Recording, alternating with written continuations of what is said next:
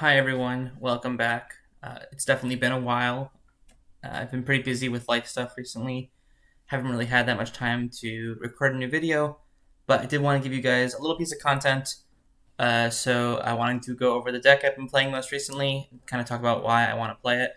I think it attacks the online metagame kind of well.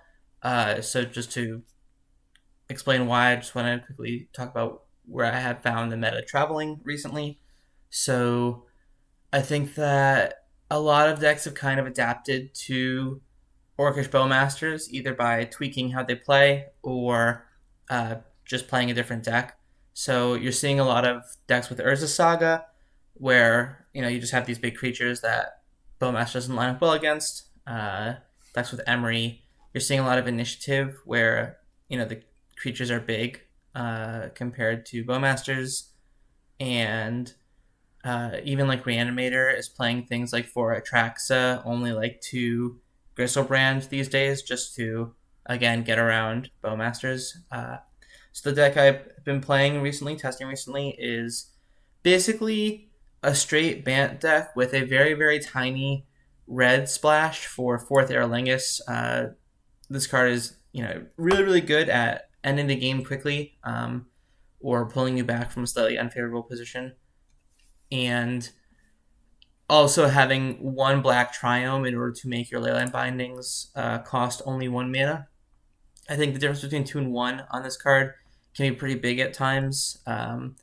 So I think by only playing effectively 3 colors, it kind of gives you the option to fetch a little bit more freely. You don't have to think about, oh, I need to fetch this 4th color of mana right now, or oh, I need to not fetch the Triumph right now, etc., etc. So it lets you play a little bit more carefree, a little bit less constrained in your fetching, which lets Binding become a better card, basically, which is good because when this card is good, it's very good. Not too much else is going on crazy here. We got the Beanstalks, we got the Forces, and then in the sideboard, we have a lot of haymakers for the artifact decks. We have 1 Energy Flux, 1 Powder Keg, and 1 Force of Vigor. And then because we don't have Bowmasters, I think your blue matchups get a tiny bit worse. So because the control matchups or the blue matchups are a little bit worse, I have 2 Carpet, 2 Veil to help with those. And then a couple Hydroblast for red Prison or Painter decks can also be good against the red versions of Delver. And then some Graveyard Hate for Reanimator, and just a generically good anti-combo piece. So that's where I'm at. I think that Dress Down attacks the online metagame really well. Dress Down lines up very well against Urza Saga, can line up fairly well against the initiative creatures, and lines up very, very well against Atraxa because, unlike Griselbrand, Atraxa is just a one and done ETB trigger. And then if you can answer it later with Swords or Binding or Karakas, you're kind of in the clear. So I think this card's well positioned. I think the arrow is in a good spot. And yeah, I ran this through a couple leagues. I took the time to record some of my matches on the replay, and I'm going to commentate over them now for you. Like I said, I've been pretty busy, haven't had time to film a full proper video. But one of the nice things about going over replays is that they go a little faster, and I can bring you a full 5-match league. So that's what we're going to do right now. And without further ado, let's hop right in.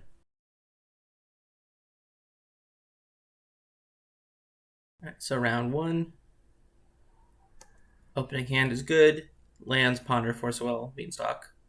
Very solid opening hand. Opponent leads on Mox Diamond. Let it resolve, it's fine. Play Loam. This is not an important land, so it's totally fine to let it resolve. Generally, you want to save your Force of Will for when they're getting a relevant land back, like Saga or Wasteland or whatever. Here they do have the Wasteland. Decide that it's a good idea to cycle Saga since I'm going to need a lot of lands in the face of this Wasteland. Now they have Wasteland Loam going, which is obviously not great for me. Definitely going to have to use our forces to kind of buy tempo, help develop our mana. I let this one resolve just because I have 3 fetch lands to play. So it's like I can, if they're not doing anything impactful, I can just start playing out the fetch lands. Also felt like it was better to force when I had both Beanstalks down rather than just one. Drawing a second force is great, obviously. Opponent does dredge the Loam, and they do Wasteland me. They don't go for Loam this turn, though, which is good for me. And I draw Loam, which is obviously kind of a great draw here. Obviously, they do have the Soul Guide Lantern, so the first Loam is effectively countered. However, in future turns, I can start dredging it. They go for Wasteland plus Urza's Saga, and then, like I said, this is the time to force. This is where I need to buy tempo and choose to redraw a Loam off one of the dredges. They have a Field of the Dead as one of the last cards in hand.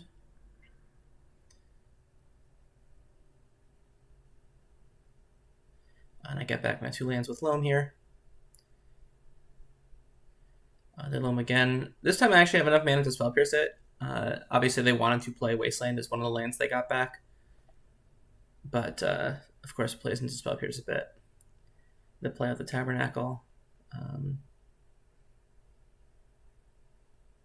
Here I go for an Uro.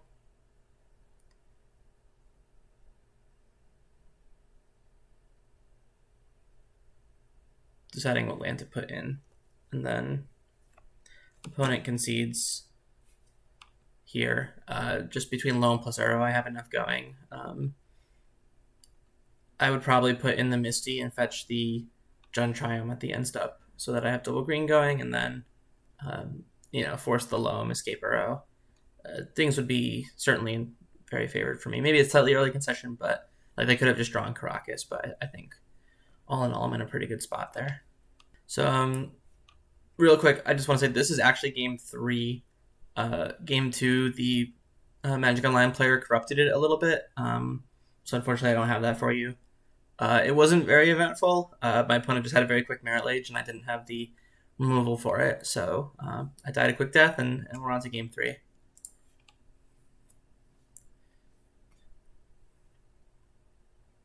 So here I play Ponder. I'm looking for extra lands, and then either Force of Will or Surgical as an interaction for life from the Loam. I find 2 of the 3, so that's pretty good. Opponent has a slow start, just Windswept Heath pass. Play out the Beanstalk. Because they didn't Wasteland me turn 1, Uro is definitely a card that I'm interested in drawing into here. They have an Exploration and a Grove. Again, very slow start. Here my goal was to play out the Uro and then put in the Savannah and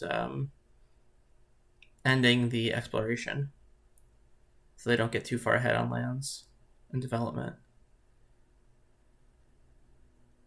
Unfortunately for me, my opponent does have the answer to Uro here in the form of a Pyroblast. I think the replay was lagging a bit just because I think in the game, opponent took a while to decide what they wanted to do.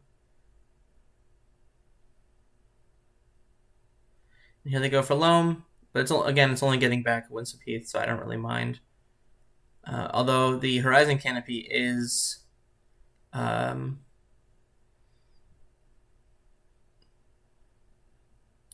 stopping my ability to Surgical the Loam here, so could potentially be in for some issues down the road. Opponent finds Boseiju, Field, and Karakas. All 3 draws are pretty good here. Karakas answers the Uro, Boseiju can answer the Beanstalk. And then Field of the Dead is, of course, their win con.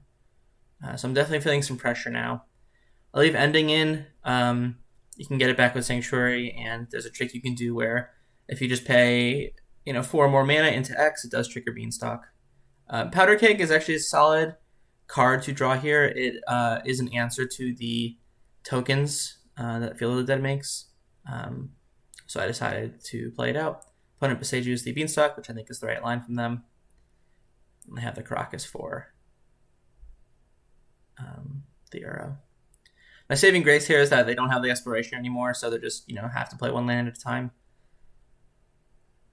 I set the Powder Keg to always yield, always no.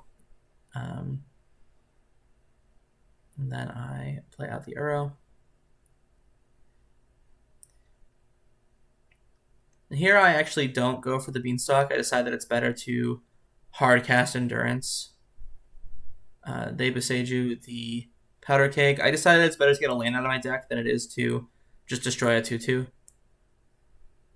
And then here they play out the extra land. They copy field first, so that now they're getting 2 zombies a turn per land drop.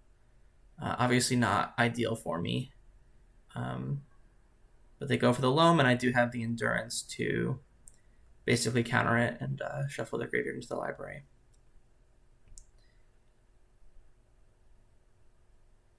Opponent also makes a small misstep where they fetched a Taiga, and it actually didn't trigger their Field of the Dead. So now I'm only working with 3 zombies instead of 5. Obviously a really big deal here. And here we're seeing the Binding plus Teferi interaction. It's very powerful when you can Binding a token. So here I play out the Teferi, and I could have just bounced a token, but instead I get to bounce the Binding, and that draws a card off Beanstalk and still effectively kills a token. And is still around for later. Now I'm actually feeling pretty solid. I can't Surgical the Loam still because of the Horizon Canopy just sitting there. However, I do have a Force of Will and Force of Negation, sitting and waiting. And here I decide to actually Force of Will instead of Force of Negation, and there's a few reasons for this. I actually want to pause it. There's a few main reasons for this. One is that, I'm getting close to casting Force of Negation, so it would be nice to get the 1-for-1 off this rather than the 2-for-1. Second one is that I don't really need a second Uro in the face of the Karakas, so the blue pitch isn't bad. And then I get to draw a card off Beanstalk. And then the third is that I am kind of fine with them using their turns to dredge Loam if I have an answer for it. It's kind of a very slow use of their time, and they're not drawing into something better. You know what I mean? Where if they're choosing to replace their draw step with Loam when I have an answer to that, that's usually a pretty good exchange for me.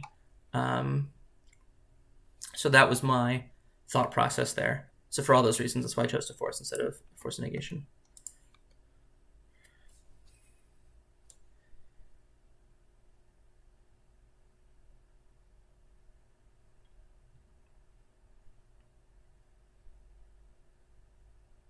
So here I Brainstorm, put back 2 lands, only have 1 fetchable left in the deck, but still enough to escape Uro here.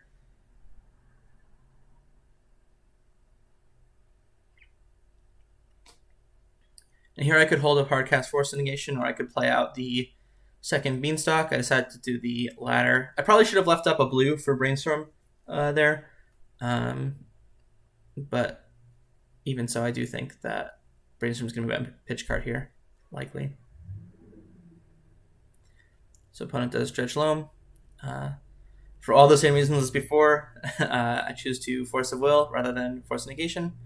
And I actually pitched the Uro here just because my graveyard is pretty empty and they have the Karakas sitting in play. So I think I wanted to use Brainstorm to find more relevant things to do with my turn, either more Force of Wills or this Forth Eorlingas, which I do happen to draw off the Beanstalks.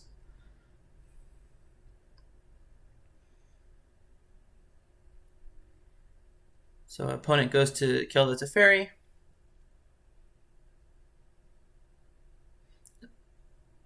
They have the second Loam as the last card in hand. This time I finally do use the Force of Negation. And here I go to Swords of Token just because I'm planning to cast a big Forth Eorlingas, and I want to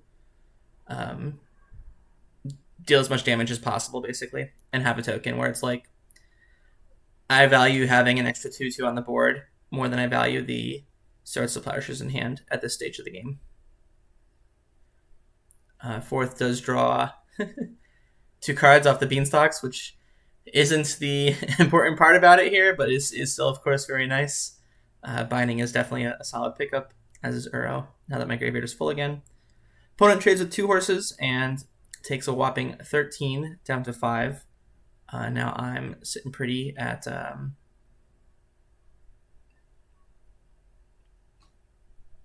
23 life with the Monarchy. I draw another Surgical. They mill over a Maze of Ith and an Urza Saga here. So I decide that, in a Windswept Heath, so I decide that the most important thing to Surgical, because I can't Surgical the Loams because of the Horizon Canopy. So I figure the most important thing is to take the fetch land, because that represents 3 extra zombies, and I didn't want that to happen. And the second most important one is the Maze of Ith, because it represents 3 extra life for them. They get to fog the Endurance. So again, not the most ideal use of Surgical, but at this point in the game, it's what I need. So that's what I do. Opponent plays Punishing Fire here, kills a token. So they have 5 creatures to my 5 creatures. They do decide to attack with 1 zombie to get back the Monarchy. I'm not sure how much I like this line from my opponent. They are leaving themselves dead to any way to clear 1 zombie, just because right now I have 1 attacker getting through. I guess the thought is they could trade chump and go to 1, even if I have 1 answer.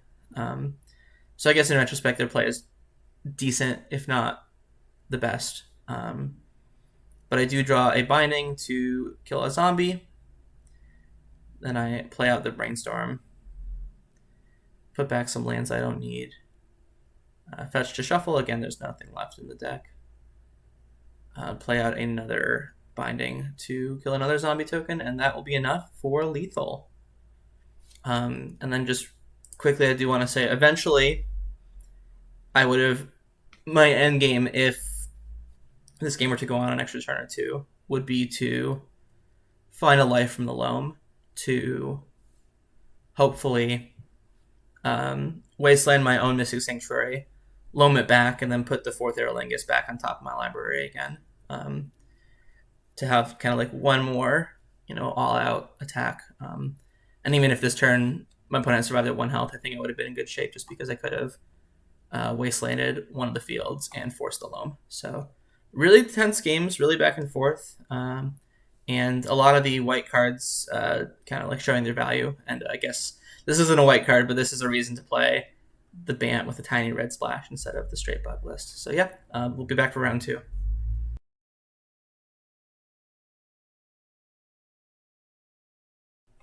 All right, round 2.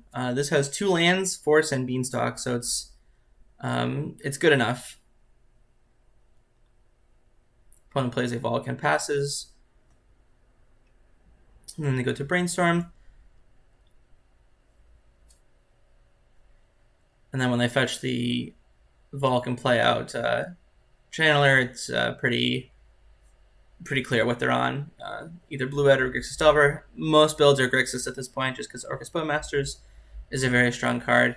I suppose they could also be Rug for the black cards. Really quick, I do want to talk about this decision.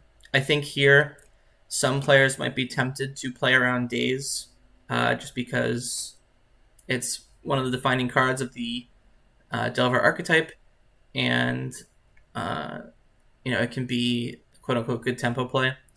I think given our hand, first of all, in general, in like the early turns of the game, like turns 1 through 3, I'm almost never playing around Daze. I think that the early turns of the game are the best time for you to get dazed, because setting them back a land early on is a bigger tempo loss for them.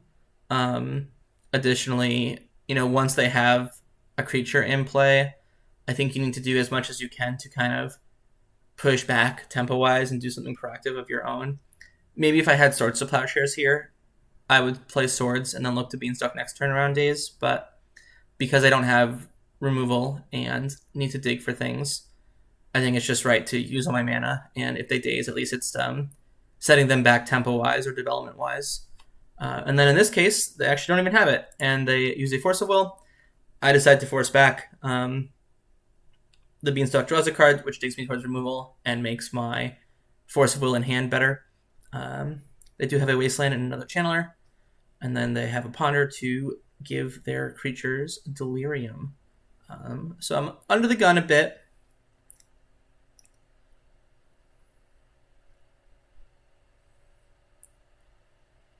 But I have a Beanstalk in play. I have Brainstorm to dig for things. Now here, unfortunately, I want to talk a bit about what happened here. I am not 100% sure, but I strongly believe that this is something that went wrong with Magic Online. These games were filmed right after the new patch update, and there have been a couple things that have been like functioning not quite the same recently on the Magic Online client. So in this brainstorm here, I wanted to put back Beanstalk and Terminus. At least that was my initial decision.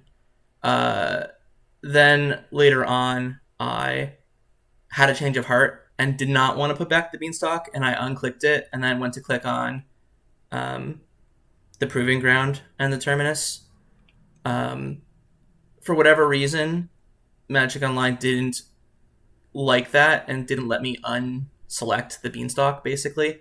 So it saw me selecting Beanstalk and Proving Ground instead of Proving Ground Terminus, which is really, really unfortunate. So here I have to brainstorm again and put the Terminus back on top. But, of course, this is bad because it wastes a second brainstorm when I didn't need to otherwise. And it's also bad because it plays into Wasteland. So if my opponent finds a second Wasteland for this white source now, I'm in big trouble. And unfortunately they do. So, and I think even if they didn't have the Wasteland but didn't have another creature to follow up, I could have brainstormed a third time and then next turn drawn the Terminus with Force backup, and I would have been at 2, which is not ideal, but still not completely dead. So definitely a really frustrating kind of way for that to play out, where it wasn't my decision. It was just the Magic Online client. But that's all right. We're just going to have to try harder in games 2 and 3 and maybe think a little harder before making clicks if Magic Online no longer lets us take back brainstorm selections. Which may or may not be true. I haven't tested it extensively afterwards, but that is what happened. So yeah, let's go to the next game. 2 lands, Beanstalk, 3 lands with Lórien revealed. Very solid hand. Here I decide to ponder. I'm fine looking for more mana. This is an extra mana source, which is good enough. The second Uro is less than ideal, just because in the post-board games, people tend to play Surgical Extraction. And the Forth Eorlingas, it's too early for this, even without the Wasteland, so I would have fetched away either way.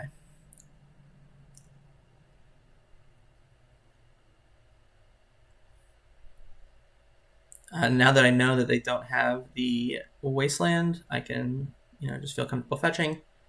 Get an Island Cycle for a Trop. And again, just play out the Beanstalk. If they daze me, it's actually quite good because it means that they only have 1 mana on turn, their second turn effectively. And then they have the Force of Negation instead, which is a 2-for-1, so I will take it. Opponent fetches and passes. Here I am fine playing out the Uro. I'm not fine with using the tapping for some reason, but I am fine playing out the Uro.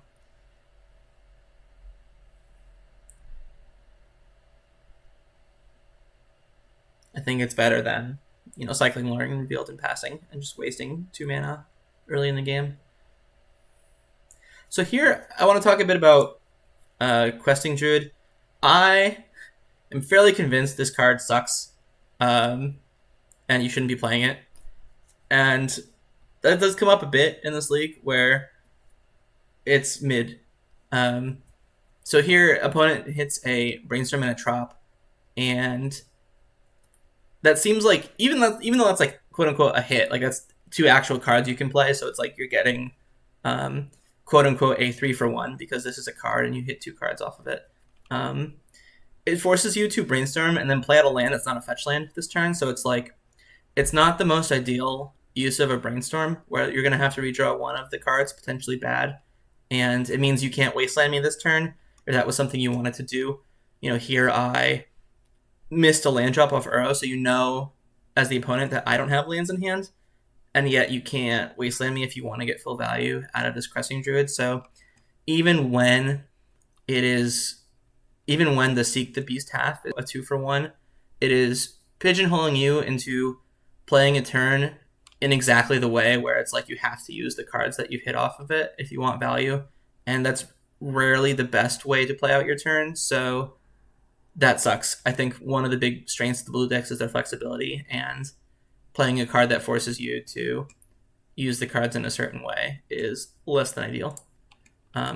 Also, as you'll see in the game, the 3-for-1 easily gets outscaled by what the control decks are doing, and so if you have this card in your deck for the grindy matchups, it sucks, right? Like, it's not as strong as anything the control decks are doing, so just don't play it. Play a better card advantage card if you want something for the card advantage matchups. So here, they didn't have the days for the arrow, so I felt fine playing into it. They did draw it off the Brainstorm. Obviously, Brainstorm sees a lot of cards, so that's fine.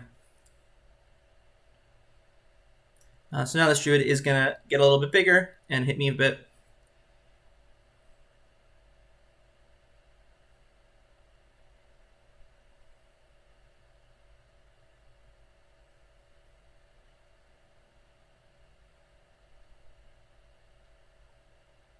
Karakas is an interesting draw. I could have escaped the arrow, and I think in retrospect, maybe that's a tiny bit better, but what I decided to do was just play the Karakas, Swords the Murktide, and then play the arrow from hand and Karakas it. Felt like this was a way to slowly pull ahead in card advantage, pad my life total a bit, and then potentially escape the arrow from my graveyard later. My opponent has a reasonably good punish for this, where they find the Surgical, and then they have a second daze for the Brainstorm here, so I unfortunately will lose the one from my hand. This turns everything into kind of like a card neutral exchange, where like I guess technically it's still a -1 for them, where the Surgical is taking one card from hand that replaced itself already, so in theory they're down a card, but of course getting the arrow out of the graveyard has a good amount of value. Just really quick, so I have 2 lines here. Obviously, I can either Swords first or Lórien Revealed first. I decide to Lórien Revealed first because if I draw a land in any of the 4 cards that I find, I can place the Swords to Plowshares around days. Whereas if I Swords first and then Lórien Revealed, if they happen to have a 3rd daze, then it would counter the Lórien. So that's what I go for. Here they happen to have Flusterstorm, which is fine. This is still a +1 because of the Beanstalk triggering on cast rather than resolution.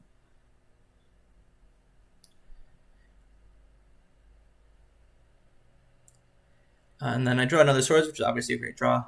They don't have the 3rd daze, which is obviously good for me. They had a trap and 2 unknowns in hand, so.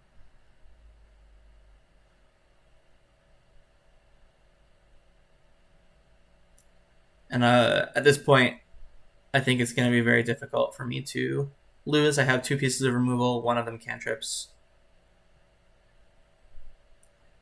An opponent isn't doing anything proactive anyway. So here I have enough mana. I decided to actually just cycle the Cycle Land. I draw a Carpet of Flowers, which I decide not to play because I have plenty of mana to do anything I would want to do. And the only thing this could possibly negatively impact is if I drew the one of Forth Eorlingas the next turn. So it's fine to keep it. I do draw the Forth Eorlingas next turn. So I decided to play out the Carpet. And here, it kind of looks like they're holding up a hardcast Force of Will. So even if I had had Carpet in play, like from the previous turn, I wouldn't be casting the 4th here. It just lets them use 5 mana way too efficiently.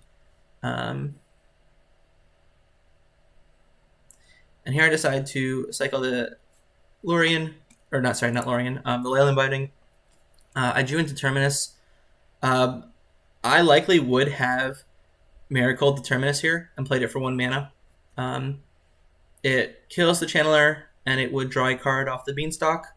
And then the Leyline Binding would sit in play for the next, like if I were to draw a Teferi later in the game, I could bounce a Binding with nothing under it. Opponent sees the Terminus, can't force both things, and decides to concede.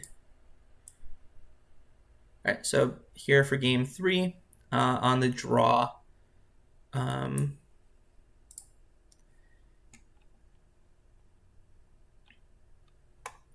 is pretty good. 3 sources of mana, Hydroblast for an early channeler, and Force of Will if I draw a Beanstalk is quite solid. Could use a little bit more white removal, but beggars can't be choosers, and the 4th is not great early. Again, totally fine playing into days on turn 1. Don't want to give them more surveyor value that they don't need. Holds up 2 mana, could be Pyroblast. Ends up end-stepping Seek the Beast. Here I think I will display it in a second. Here they hit a land and a Murktide Regent. Actually, so I'll talk about the Questing Druid, and then I'll talk about what the Ponder finds. So here, it's not even a hit. They can't cast the Murktide. So, you spent 2 mana to draw a land, and then you spent 2 mana on, effectively, a Tarmogoyf, we'll say. So I think 4 mana for Tarmogoyf that draws a land, not ideal. I don't think it's a good card. I don't think it's up to Legacy standards. And, just as we saw last game, they got the full 3-for-1 value, easily outscaled by Beanstalk. Didn't matter. Put a better card in your deck for the grinding matchups if that's what you want a card in your deck to do. This Ponder was quite good. It's Carpet of Flowers and Source of Plowshares. Here I decide to not play into days because it lets me develop the Mystic Sanctuary, and if I can land this Carpet, I can play around days for the rest of the game. That is another kind of dynamic you should think about of when to and to not play around days, where if you think you can play around days for the rest of the game, it's usually pretty good to do that. And you can take a small tempo loss for a turn if you can, for the rest of the game, then play around days. That's what I do. I play out the Uro, I bounce it with Karakas. I'm going to start generating card advantage this way. This is kind of nice to protect Uro from Surgical for a while until I'm ready to play and escape it in the same turn.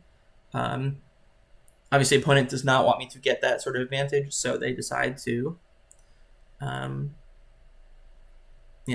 the Karakas. I think that's very smart by them. Because I can't protect it anymore, I'm just going to play it out.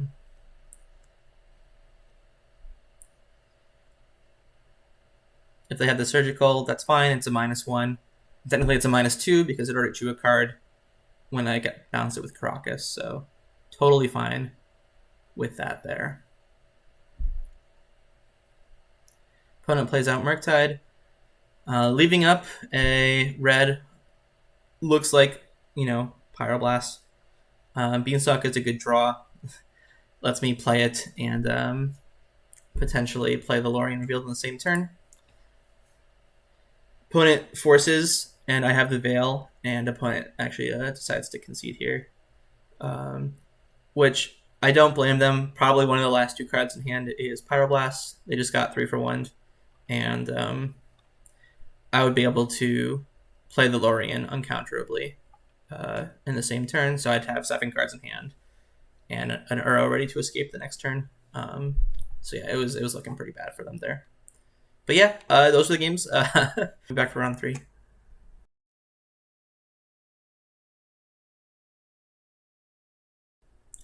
Alright, so round 3, opening 7 had no lands, so send it back pretty easily. Opponent goes Basic Forest Pass, which is not a very common line you see in Legacy. But if it is anything, it's probably some sort of land strategy. That was my thought, and it does turn out to be the case. Turn 2 Saga. Here I decide to Brainstorm, looking for things like Dress Down and Wasteland, or things to answer the Saga with. Have a couple forces and an Uro. Should be okay. Here, I don't normally force Mox Diamonds. My thought process here was, I want to force this Mox Diamond because if they have Wasteland in hand, they can Wasteland my Volk and still make a construct and that would keep me from playing the Uro in my hand. And I want to play the Uro. I want to start pulling ahead on mana, and hopefully, draw cards to answer the Saga. So that was my thought process here. Unfortunately, my opponent had the second Mox Diamond and also the Wasteland. So now I'm just super, super behind. And maybe not completely behind, but they're going to make 2 4/4s with the Saga.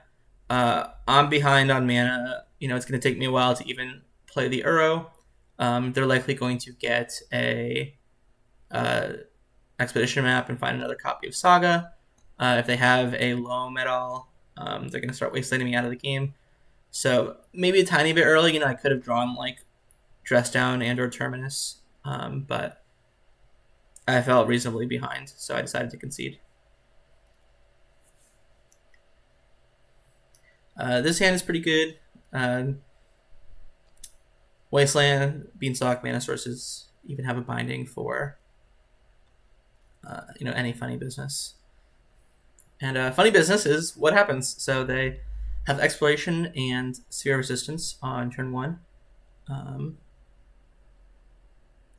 Here I decided to let it resolve, and through the power of Jund Triome, I get to make this Leyline Binding cost 1 mana, which is 2 mana because of the Sphere, and then I get to kill the Sphere.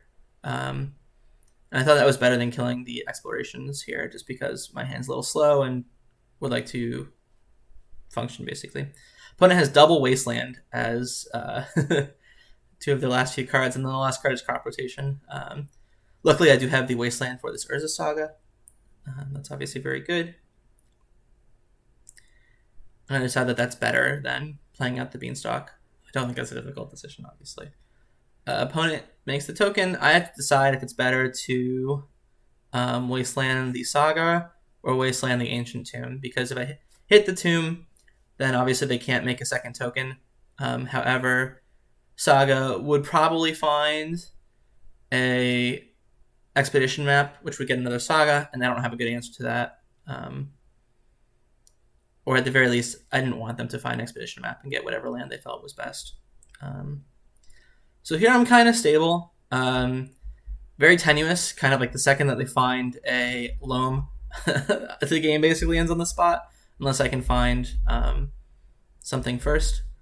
Luckily for me, I do find something first in the form of an Endurance. An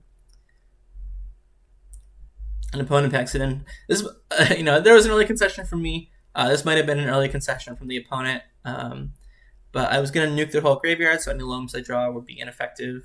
Then I have the Powder Keg. If they do happen to draw a second Saga, I have an answer to the tokens. And then the Beanstalk plus the Lórien reveal would probably pull me very far ahead.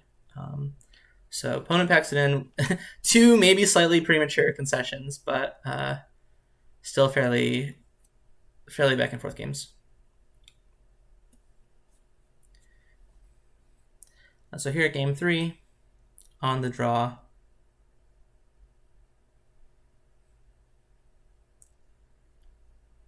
my hand's pretty good, has a lot of mana sources and a Force of Will. Plays Mox Diamond. Chose not to force it this time, though maybe versus the Urza Saga play might have been slightly worse, hard to say. But in general, I don't think you can force Mox Diamond there.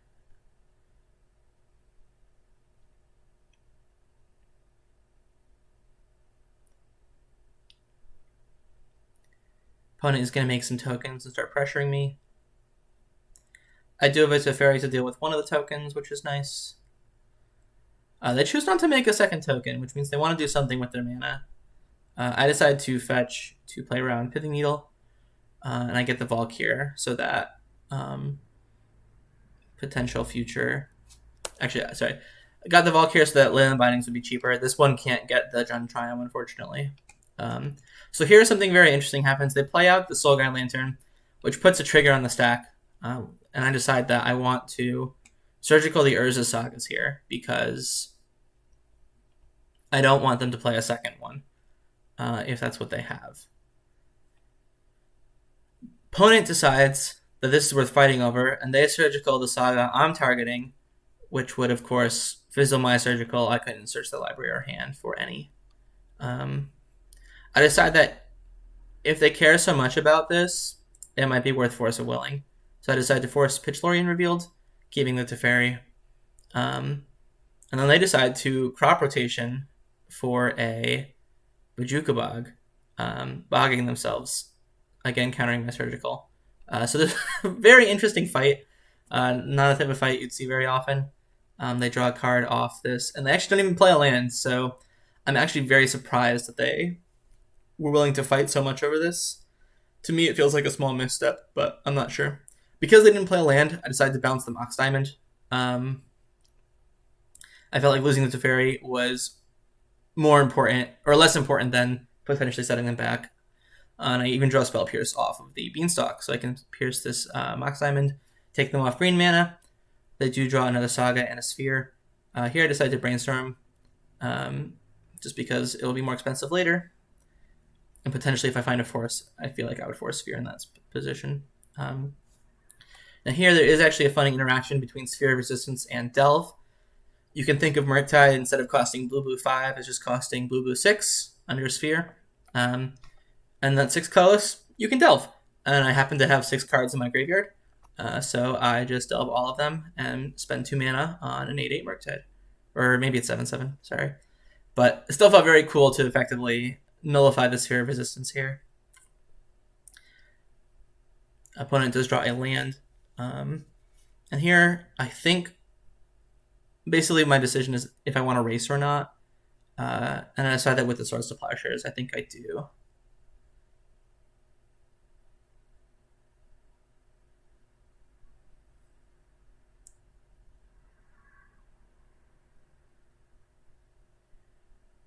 So here they go for making the 2 tokens. I decide to Swords one of them.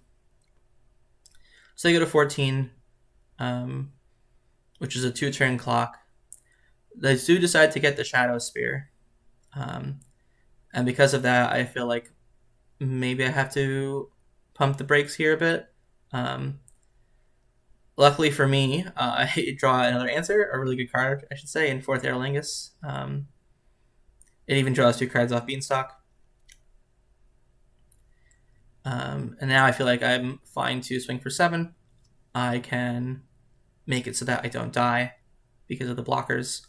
I draw a Mystic Sanctuary, which lets me put Eorlingas on top. So basically they get 1 turn to attack with the Shadow Spear and gain some life, but it's not going to be enough. And then I'll play out the 4th, make 4 2/2s, and win the game. So here, very easy blocks, just block with all 3. If they had attacked with the 4/4 as well, I likely would have, still blocked the lifelinking trample 1, taking 4 down to 2, and then, still come back to win the game. So yeah, very intense games. A lot of really close back and forth, a lot of tenuous moments where if they just find a Loam or if they break out, they can pull ahead, and just a lot of interesting decisions. That fighting over the Urza Saga was very surprising to me. I'm not sure if I would have done the same thing there. But then again, I'm not a lands player, so yeah. Again, really good games. I'll be back for round 4.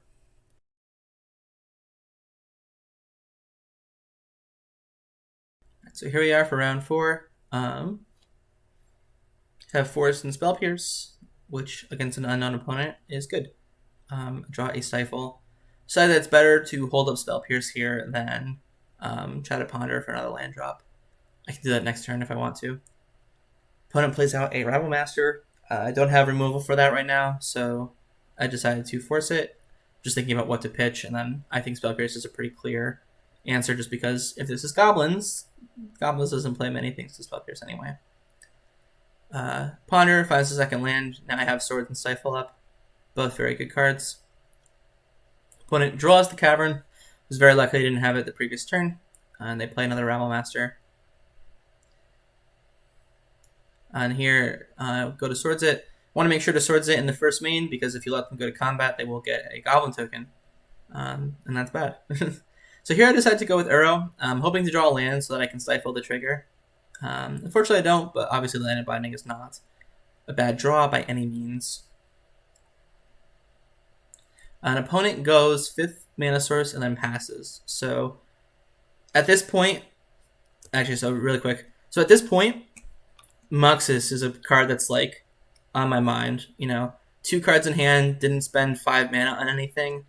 Muxus is the type of card that is very likely to be in the hand. So even though I can escape the arrow this turn, I actually value holding up Stifle very highly.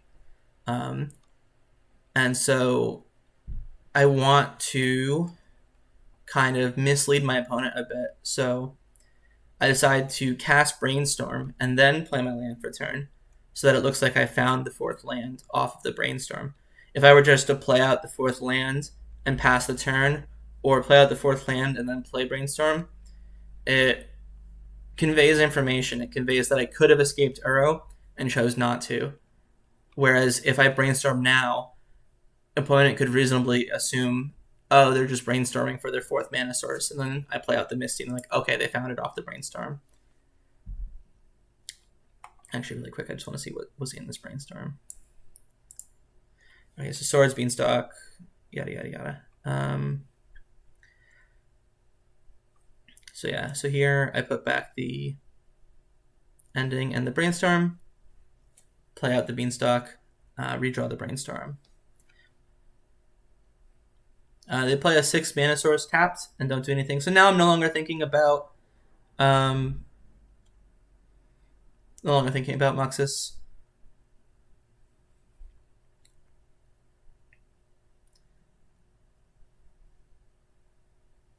Obviously, they would have shocked this in and played Muxus if they had it. And they play Ringleader. So this was their draw for turn. Obviously, it's nice to draw... or obviously, it would be nice to save the Stifle for Muxus. But because they don't have it, pretty much guaranteed they don't have it in their hand right now, I think it's better to Stifle the Ringleader trigger and... either hope they don't draw Muxus or hope that I can find an answer for it, basically. And so here I want to Brainstorm end step to hopefully draw the 5th mana source, which I do find, luckily. Because this lets me fetch Sanctuary, which lets me put Stifle back on the top of my library. And then I can just escape the Uro and draw the Stifle. And now I have all my bases covered. I have Swords for anything small and then Stifle for anything big. And I think at this point, that's kind of the last straw. Opponent concedes when they don't draw something good. It has to be really good. Because I think even the best possible draw I have covered with the Stifle.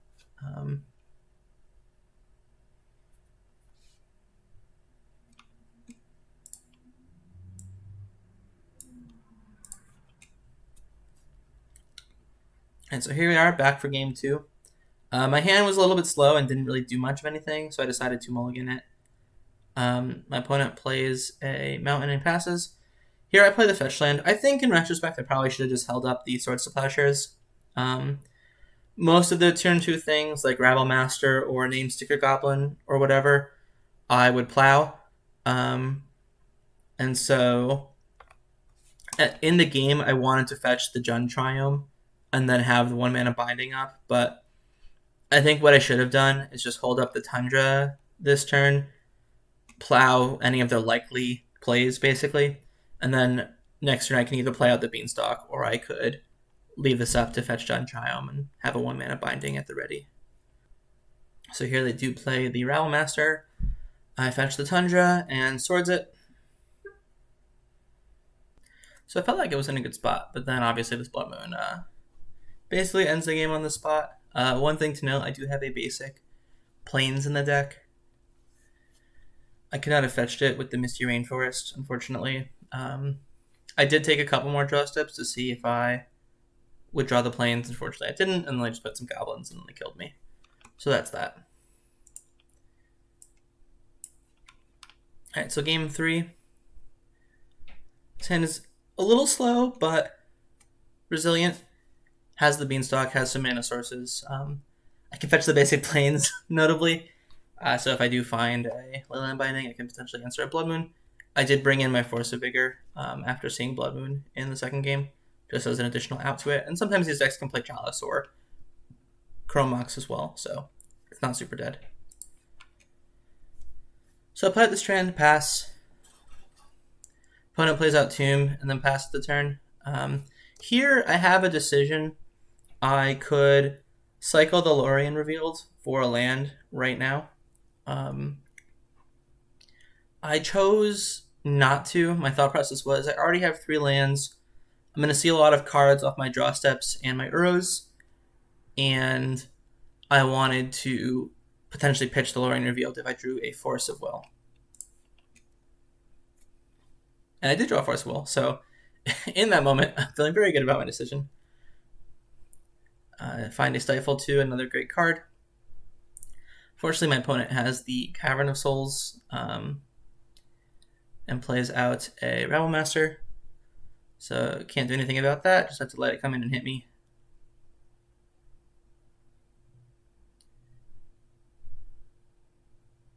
Here I draw a Brainstorm.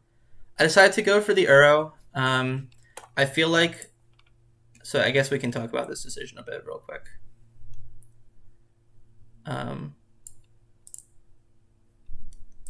So here I could choose to Brainstorm, or I could choose to play the Uro. And the upside of the Uro is that if I draw a land, I can stifle my Uro trigger, and then I have a very, very strong board position.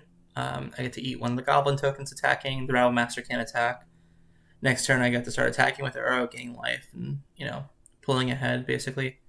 And my thought process was, this Cavern kind of puts me behind, you know, because I can't counter anything, and the Force of Will in my hand is basically dead at that point. And I don't have any removal right now in my hand. Like, if I had a Swords or Leyline Binding, I would almost certainly take the Brainstorm line. But because I don't have any of those cards, I felt like I needed to take the play with the highest upside, and that's playing Uro and hoping to find a, you know, land, basically. And this brings us back to our turn 1 decision to not cycle the Lórien Revealed. It can look like a mistake, but, you know, you're seeing 2 draw steps and 2 draw triggers. So you're getting 4 looks at an additional land there. So I think at the time it was probably correct to not cycle it, even though here it looks kind of bad. Unfortunately, my opponent has a second Cavern, so they get to play the Namesticker Goblin, and the mana they get off that, the first thing they can do is also uncounterable, which lets them play War Chief, lets them play Chieftain, which lets them attack for a lot. So even the second Cavern, you know, being able to counter the War Chief would have been a big difference. Would have been basically 4 extra points of life and 1 less creature.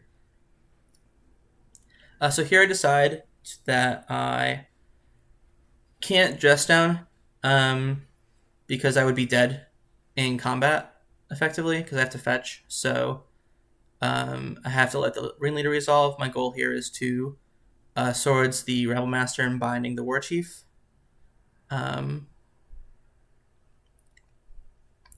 They find a second Namesticker Goblin and a Trash Master. So at this point, those lines don't even work because I'm taking too much from the Goblins. So at this point, my only hope is to play the Dress Down and hope I miracle a Terminus, which I do not, so I lose. If I had cycled the Lórien turn 1, maybe things would have been different. But I do feel like that's a hindsight play. And I think in most of my draws, it's better to keep that as a blue card for Force of Will. That was the game. I'll go to round 5 now.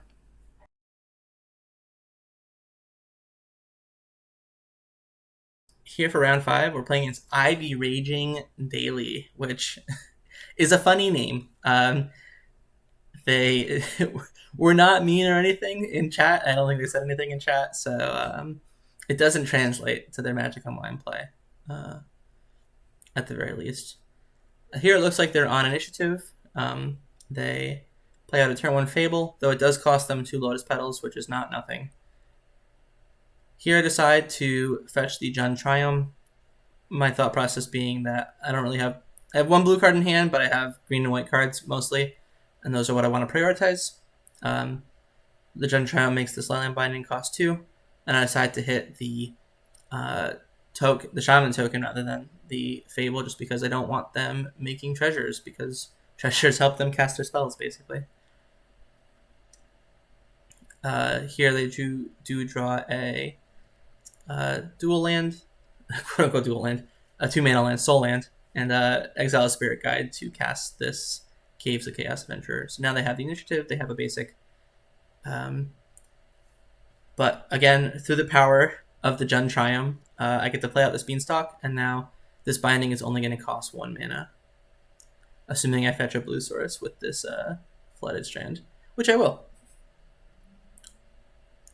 Obviously, I want to let them make the decisions, thinking that they're going to get to attack with this creature. So I let them forge onto it rather than potentially scrying 2 with the other mode of the cave. I want their draws to be as bad as possible, basically. And I do go for the binding. And I draw the Force of Will. My original plan was going to be to bounce the binding with nothing under it and hope to peel a land. But now that I've drawn the Force of Will, I can just bounce the actual Fable and just force it on the way down. And that's fine.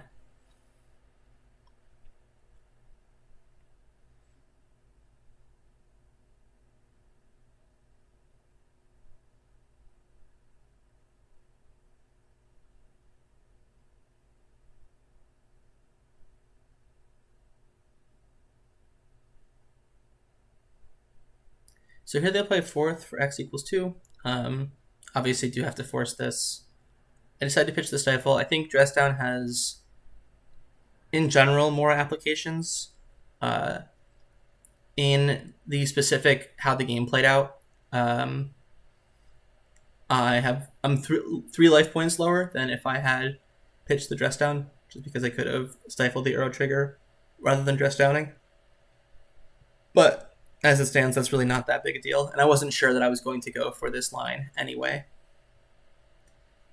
It relied on me drawing a blue/green source, so it was not guaranteed, basically.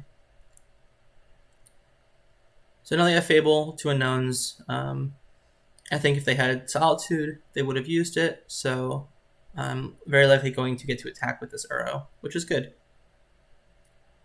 Unfortunately, they do have a blocker. I can't cast the Ponder now because the Chalice either.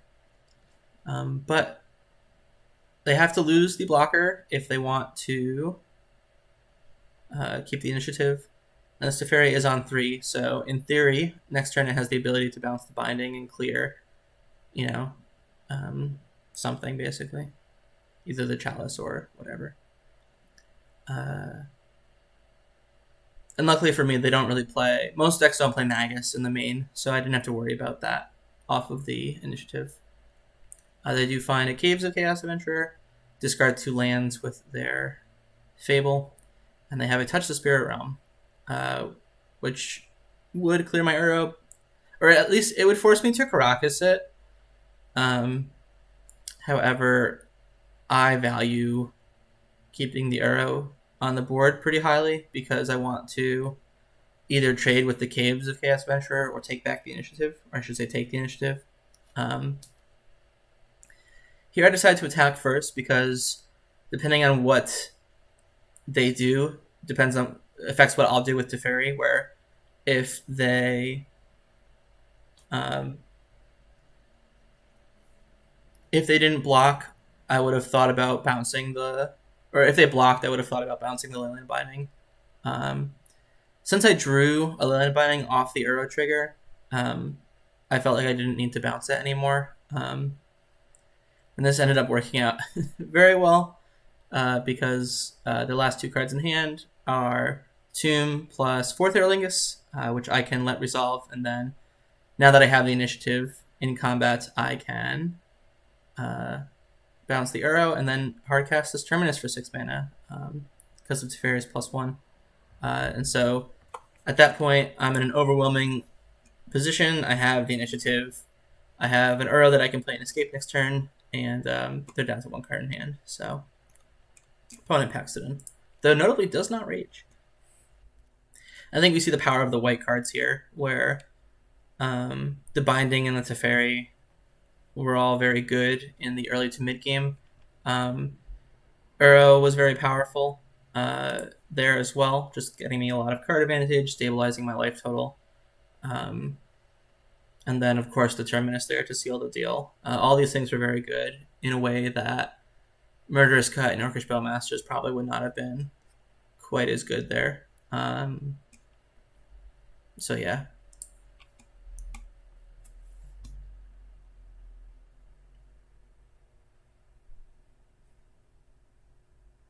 Opponent leads with a turn 1 Ancient Tomb.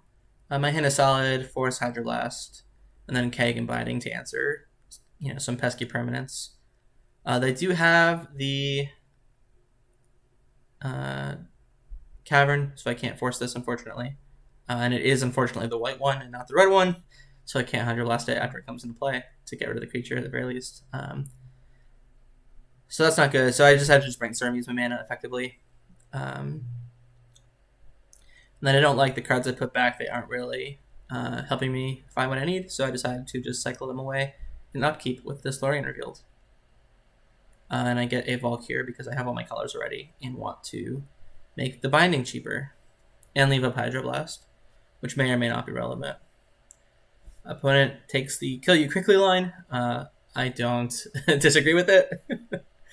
They get to explore. They put the Solitude into the graveyard, which leads me to believe that they're likely to have another one in hand. Because that's usually a pretty good card to have access to. They do trap me, put me down to 8 life. Again, let them go to combat before doing anything. And I do have the Binding for the creature. Cut there would have been about identical.